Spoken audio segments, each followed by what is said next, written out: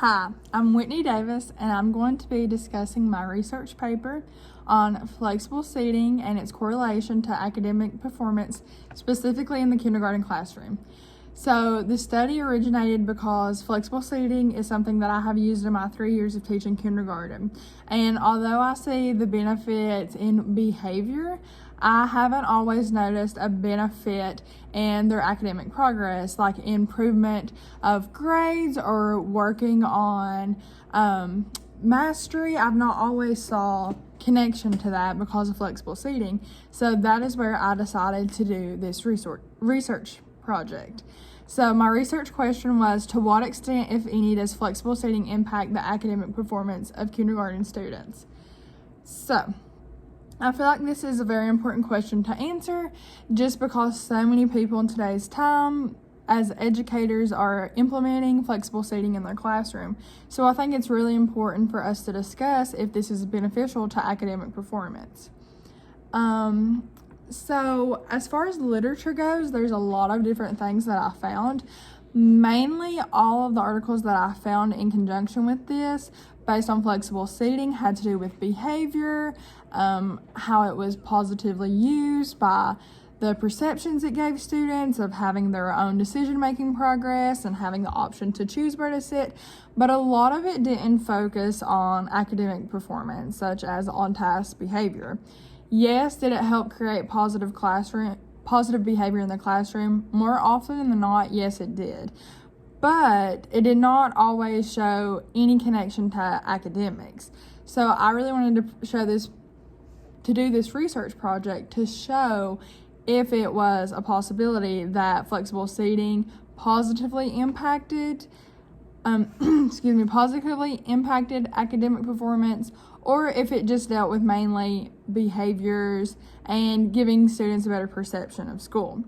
So literature was mainly positive on this. There were a few negatives that talked about just the different types of seatings that we have in classroom, that sometimes seating is too big, especially as for me being a kindergarten teacher. I understand that really has a correlation with how students handle being in the classroom and how they respond to being in the classroom. If they're not comfortable in their seats, then they might not perform as well. Or if compared to as if they are comfortable in their seating, they might perform better. So methods. The methods portion of this, it was done in my kindergarten classroom in a small rural school in Southwest Virginia. I only have 10 kids in my class, and so that was the sample I was taking. We are a very small school, and like I said, I have used flexible seating in my classroom before, so this was important for me to do in my class. My results actually showed that there was no positive or negative correlation with flexible seating and academic performance. I compared their on-task behavior, and I compared the mastery of the content that we were studying. I also gave them a 30-minute time limit to complete the assignments, and all of it showed that it was very comparable and very closely related. When they had the option of sitting in traditional seating, they still performed about the same as flexible seating. So as for me, when I started beginning to do this research project, I was very hopeful and expecting that flexible seating was going to have a much larger impact on how they performed. Was the mastery higher at that level? Were they completing things faster or slower?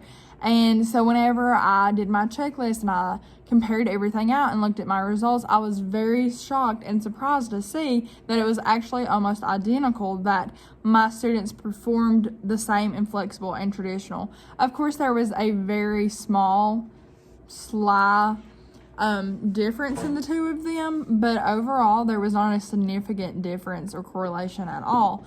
So I thought that was very interesting.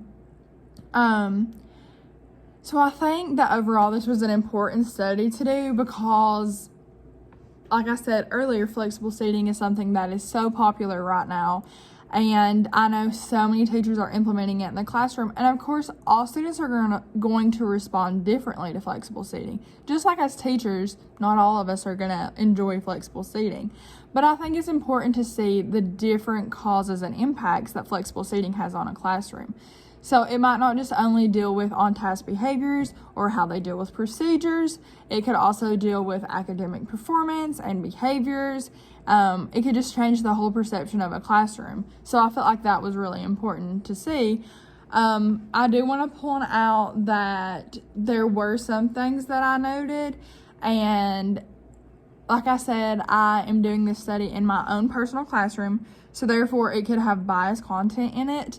Again, the number of students I have in my classroom is only 10 students, and I feel like if this study was, if it was redone in perhaps a bigger school with more students, more diversity, again, I was split almost half and half with boys and girls, but also I didn't have a large diversity group.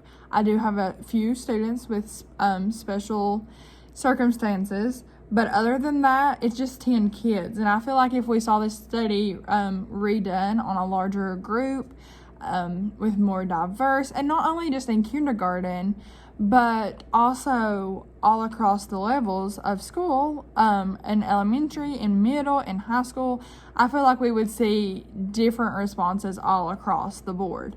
And I do feel like perhaps in another classroom, in another study, we could actually see where flexible seating and academic performance would have a very closely correlated observation. I could see where flexible seating would be more beneficial in other classrooms.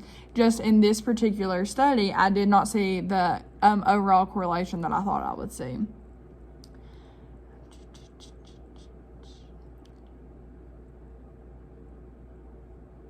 So overall, I feel like I was surprised with how my research went.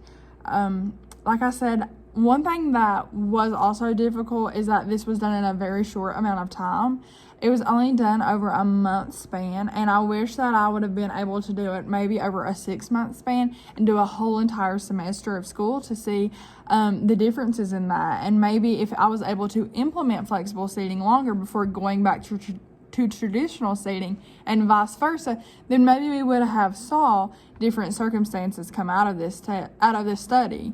So overall, I feel like my response to the research was pretty accurate. I feel like what the study showed was pretty prevalent to what I see in my classroom.